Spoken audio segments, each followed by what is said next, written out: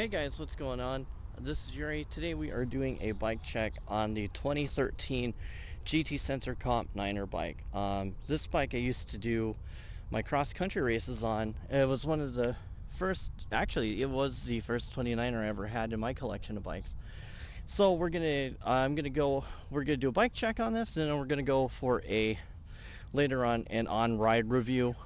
Really, what this video is essentially for is a lot of you have asked questions about what kind of bikes I have in my bike collection, especially since most of them are GTs, and a lot of you guys I interact with on the GT forums.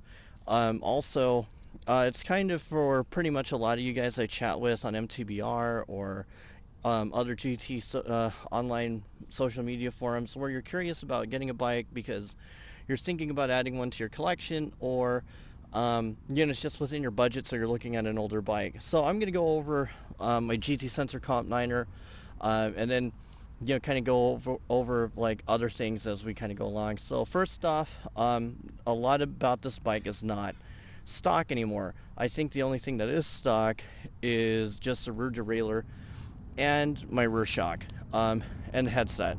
Everything else has been pretty much swapped out, including the headset bearings.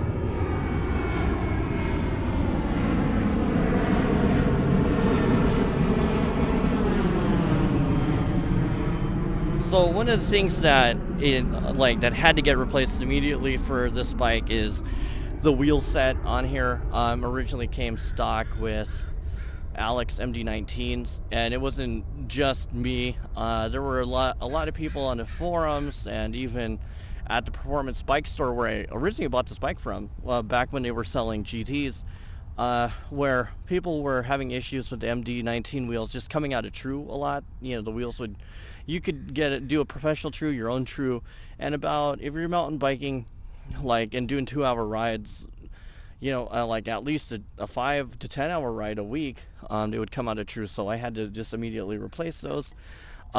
The rear is actually quick release. It's not through axle, so it's a pretty dated bike. It just runs a 135 rear end quick release, or 9mm quick release with the 100 space.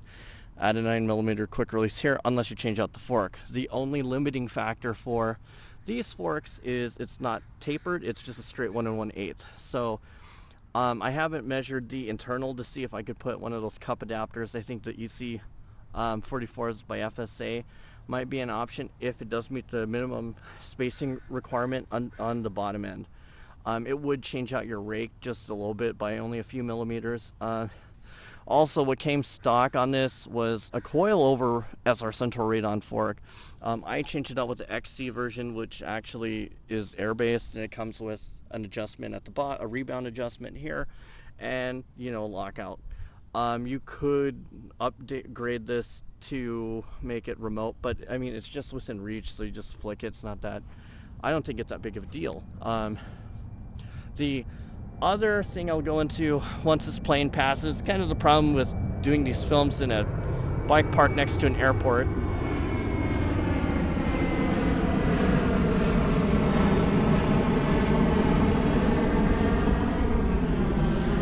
is the water bottle mount. I know on the, which would have been awesome, but there's just no space for it. Since I had to do a down tube water bottle mount, of course, any stuff here, especially most cases, you're going to be cleaning this off. I just barely rode, and it's collected some dust. So usually in the winter months, you're just camelbacking it, or you're going to be using your sleeve a lot to wipe this down, or you're going to be uncapping and just drinking directly from the bottle in that case. The other thing what is fascinating about this bike, and I love about this iteration of iDrive here, is they're really basic to work on. It's an 8 and a 6mm set of Allens, and you pretty much can replace out these pivot bearings. They actually run the same pivot bearings, headset bearings. They're just 1 1/8, so you can go to any shop, nothing's proprietary, and get them swapped out if you're having any issues. Adjustments pretty basic too. There's people on YouTube that have done videos where you can just pretty much loosen out the pinch bolts on both sides here, or cinch bolts, and then take your replace and then kind of inspect these, clean them out. I would do it every winter. That's always good because you'll get crud in them a lot. So, but it's a really mechanic-friendly bike for servicing. Like, even the dog bone. There's still replacement parts, not that hard to find. Also, if you have a friend who has a machine shop, they can probably CNC you something. I know that's been done before. And also, one of the really nifty parts about this bike is if you look at the rear end and stuff, a cross-country version, if you're looking for a lighter version of this bike, it won't be a GT sensor, but it'll actually be the GT Zaskar 100. Much lighter bike, definitely a much lighter bike. And it has a water bottle mount on the top tube, and you mount it at the bottom. The other thing that I have changed out on this bike as well is I got rid of the rigid. Once I ended up getting one of my Zaskar bikes that I own in my collection, I ended up turning this into my just everyday trail bike, mountain bike. So I added a dropper, and I didn't care so much about it. Adds about 1.5 pounds, I think. No, I take that back. This post is about roughly almost 800 grams. So I added a dropper. I just wanted to have a fun bike, and then I replaced out the handlebar here. Stocked. It was an Altera handlebar. For some whatever, well, thankfully it didn't break. It must be another quality issue, because there were people that were encountering with Altera handlebars some bent handlebars, not like bent like this, but some asymmetry, and they're aluminum, so thankfully nothing broke and people got hurt. So I replaced it with a core handlebar, a riser. I did swap it out at one point with just to see if it would feel better, but a Control Tech 760 wide. This is 760 wide as well, flat handlebar, but I like the core handlebar better with a slight rise and sweep. On here, it's a Shimano. These Shimano brakes, I would say, are great if all you're doing is you're never going to hit a bike park, or you're not going to do some downhill or Super D races. If you are, upgrade these brakes, because they tend to get really hot once you do long descents. Like if you're going to do a long descent, like a Super D run, that's going to take you about ballpark 15 minutes to descend. The fade on here is really bad, to the point you're squeezing these, or they get, the oil's expanded, the mineral oil in here is expanded, you can't even squeeze them. So for me, I'm going to upgrade this bike to the Magura MT5s. I run Maguras on a few of my bikes, so for me, I'm just used to the feel of that kind of brake lever. A lot of people don't like Maguras just because of the squishy feel. They like a cleaner, crisp feel, but with Magura MT5s that I've had experience with, even the rim brakes, fade is not an issue, even on long runs, which is quite impressive. Drivetrain, I'm running a 3x9. I know people are going to be like, why are you running triples and stuff? It's fine. I do, sometimes I commute on this bike, so, it's nice to have a bigger chainring option. And so I'm running the SLX with the external bottom bracket. Originally came with a stock, I forget what. I actually was a stock FSA square tapered bottom bracket and crankset. The only problem was I ended up bending it. I hit a log and it bent, and it's not riveted like this, with a 104 BCD. So I had to I just decided to yank the whole thing and replace it. Here I'm running it. Yeah, it's a 9-speed. It's fine. I don't need any more speeds than that. I'm not doing these long, ridiculous climbs on this bike. This is just kind of a play around bike for me at this point, and so this drivetrain setup works for me, especially if I'm just hitting ski lift stuff. It's not like I need a 52 tooth to ride a ski lift chair. Here I run the Kenda Navigal 29er tires. They are not tubeless, just because I experiment. I change out my tires a lot. I'm trying to figure out what combinations work the best, and so this works fine for me. I'll probably try the Maxxis Icon tires. Even the originally came with the Maxxis Aspen tires, which were really fantastic tires. I think even at some point I'll try to experiment with some Schwabi racing routes and see if I can, make this bike a little more playful. It is a fun bike for what it is. I think if anybody's interested, what kind of rider is this for? What kind of bike would, or what kind of rider would this be a great bike? Or hang on, let me take that back. So you're probably wondering, like, who would be somebody that would want to ride this bike? If you're just you want a budget full suspension bike, this is a great bike to get. If you want to get into sort of like kind of beginner downhill, you don't have a lot of money to blow, this is another good option.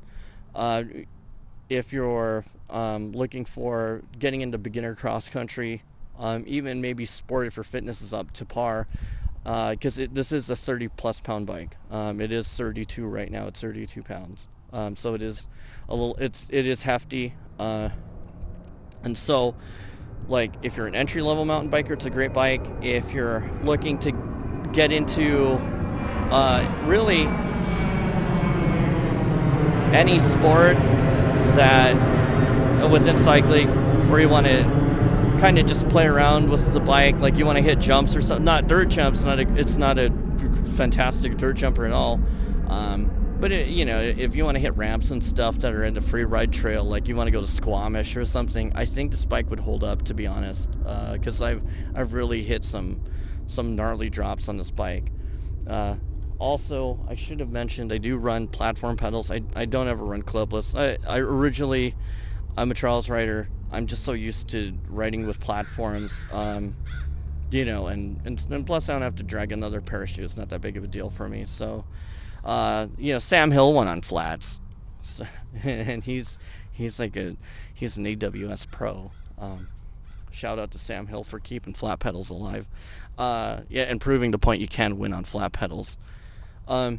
Anyway, that we're going to be doing an on-ride bike review pretty soon, so just bear with me, and I'll be right back.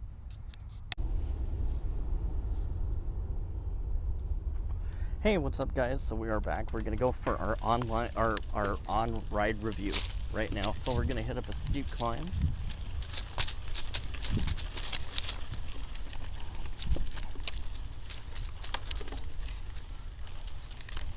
And here's where the iDrive just really shines. It has fantastic traction. I'm pretty impressed with it. Like, it's really, like, in this loose sandy section, like, it's able to climb really well.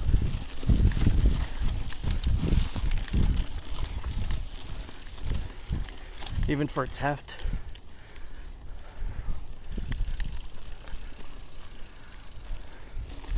And it manages it, like, it doesn't get too loose or squirrely. Whew. But it is a heavy bike.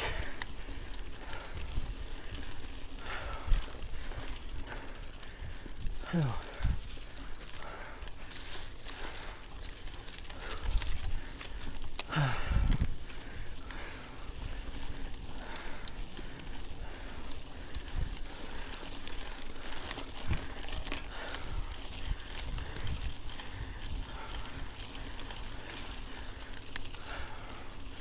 But it is a really capable bike.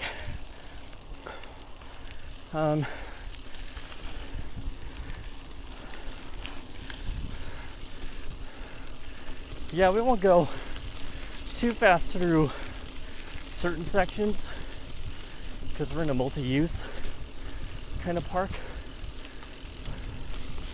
So I don't want to surprise anybody, get them all upset.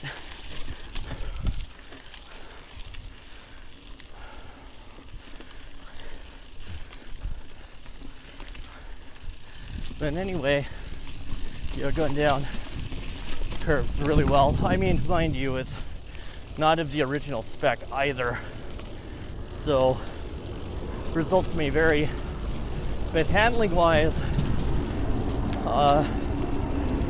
it does really well.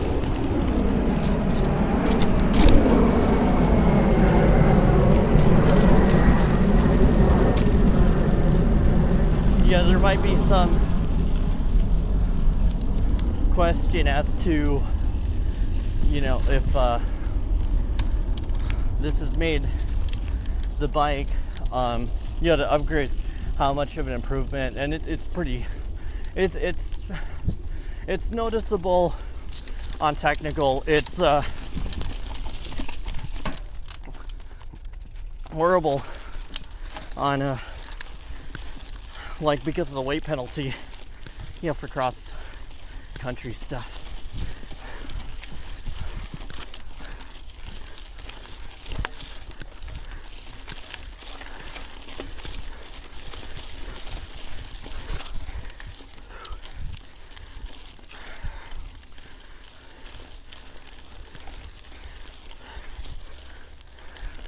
But it is a dignified climber. That's true.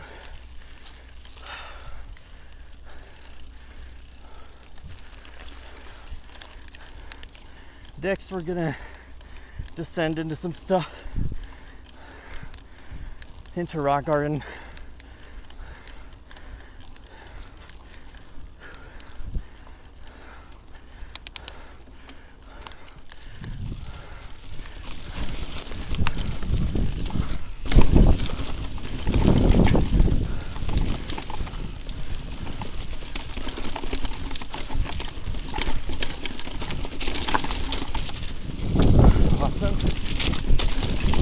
And I'm so, feels like I got a decent amount of control, which I do. Go down this. That was easy. And here, I got buddy hop it, throw it in.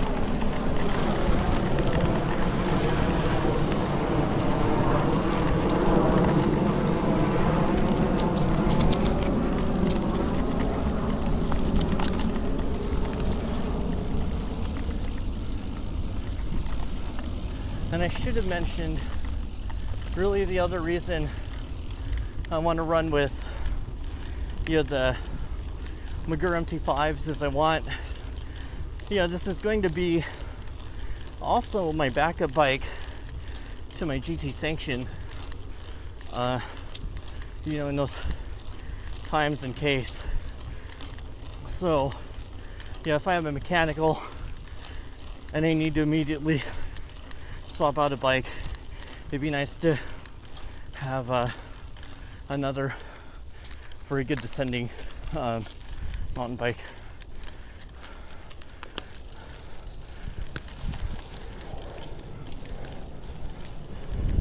The descending is really good on this bike.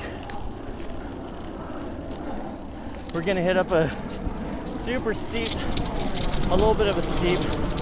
Here we go. Whoa!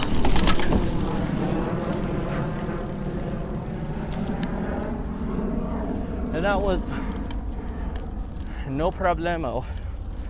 Like, as you can tell, it's a pretty steep little small section, and with this bike you don't feel like it feels like you're more over the back on steep stuff, which is nice. I think that's what makes this such a kind of fun little cross-country rig, if you do that. I know back when Annika Burton was racing for GT, she had raced a GT Sensor, not actually the one with the AOS, not this one with this iteration of iDrive, and she would race it for cross-country and liked it. And I could see why. It's got a very nice stout cockpit. So now we're gonna hit a jump, or we're gonna hit a drop actually. So this bike is even very well composed in the drops.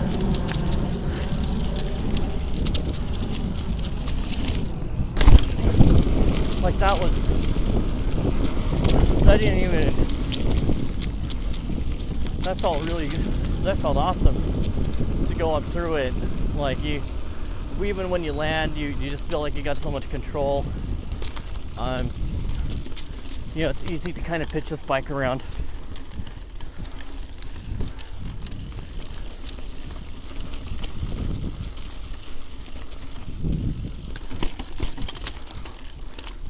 duty section.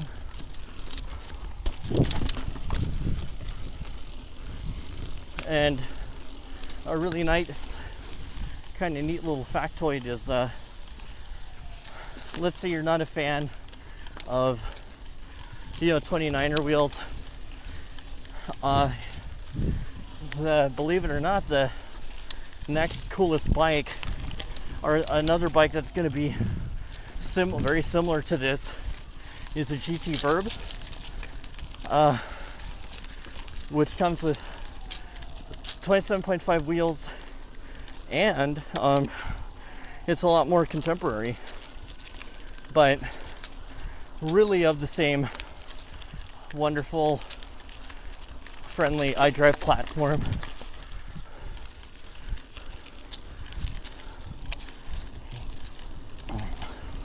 On the road, this bike pedals really well. You get a nice lockout lever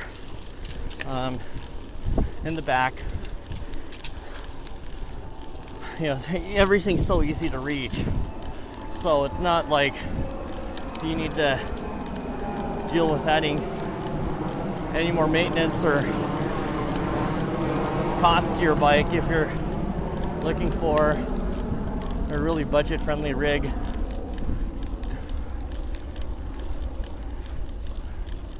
And actually, another really interesting piece of history is the current Polygon, or UR Polygon Pro Downhiller, McKenna.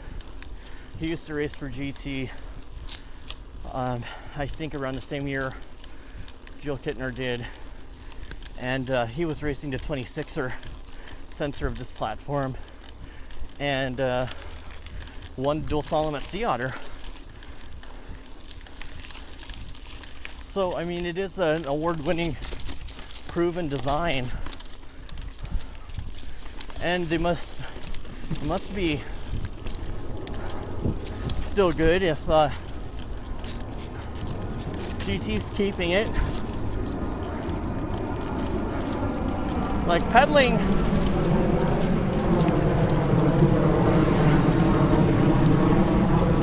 over these sections is good, feels really good, like you're in control. The rear wheel isn't like looking for, a direction. It's not skipping around. This rear wheel stays planted. Mind you, we're not like in the most technical trails, but still, even with a lot of bikes, will just kind of hop around, and it doesn't feel boggy either. Yeah.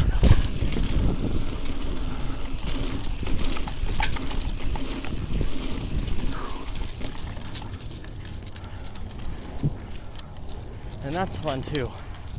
So now we're gonna ride a super technical section. Whoa!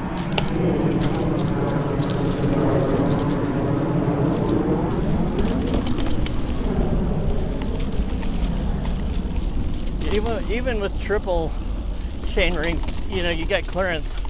I will say, speaking of which though,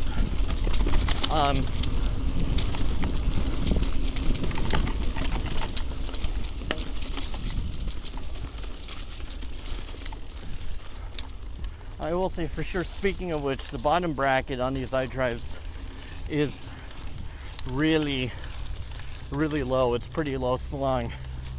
So if you're, you have to be careful. You have to keep your feet pretty parallel with the bike.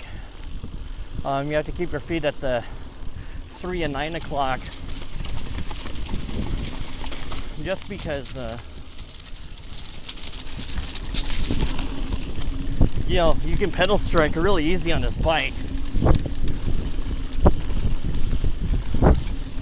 but it's such a fun pedaling bike. No problem.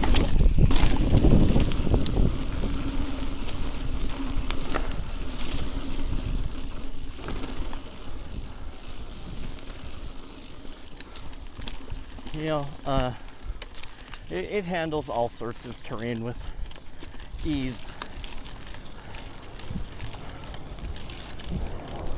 I would love to though get a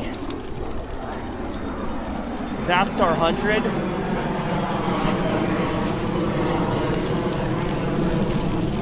and see how the bike compares. Yeah, weight wise, like the geometries are going to be slightly different, but you know, same iteration of iDrive on both.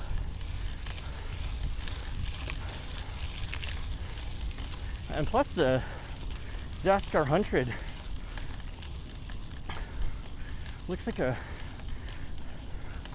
100, meaning the amount of travel the bike has. So that's where the 100 comes from. But that bike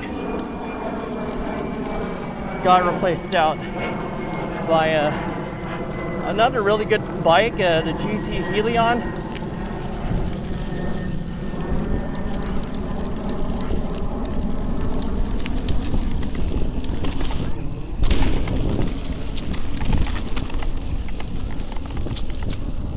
And as you can tell, like from me just hopping that section, you know, it lands really good. The bike takes hits pretty well. And this is a fun bike. Like minus the weight, it's a really good bike, and it's amazing how efficient it climbs too.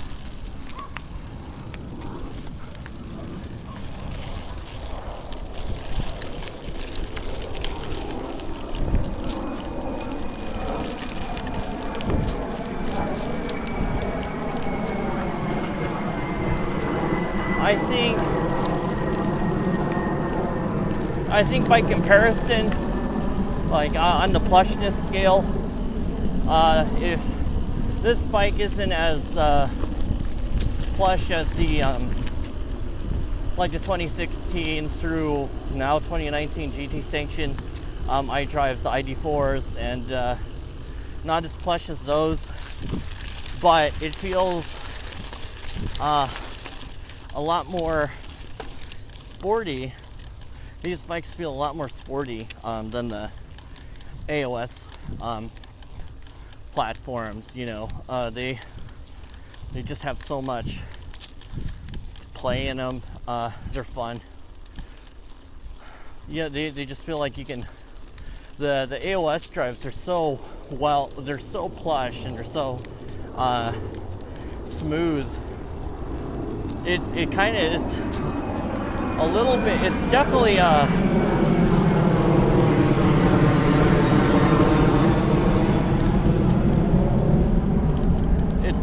a controlled feel. To where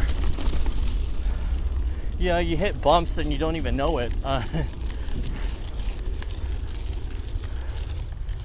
Like that's how, but it's not boggy. That's like kind of the real art behind the iDrive. It's not like, it doesn't feel like when you pedal your energy just getting lost. Like it's a boggy bike.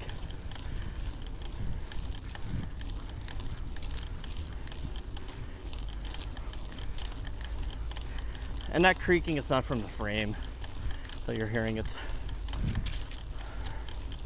from my crank set. Need to take care of that because I've been jumping this bike non-stop for the past the whole summer, so just need to re-grease some stuff and readjust some things. Will be good, and it's good. It's a mechanic friendly bike. But anyways, guys, that is your 2013 GT bike check. Or I mean, bike check on the 2013 GT Sensor Comp 9er. And if you folks have any questions,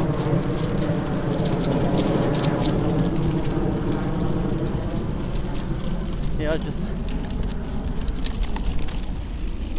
hit me up in the link. Oh, I should go that way. Hit me up on the hit me up on YouTube or on the Facebook,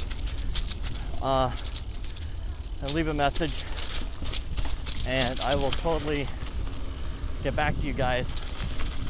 But stay tuned. I'm going to be doing other on-ride reviews. Actually, I'm going to revisit the. I'm going to do an on-ride review of the GT Disaster Carbon Pro. I know I did a bike check, but we're going to redo that video too.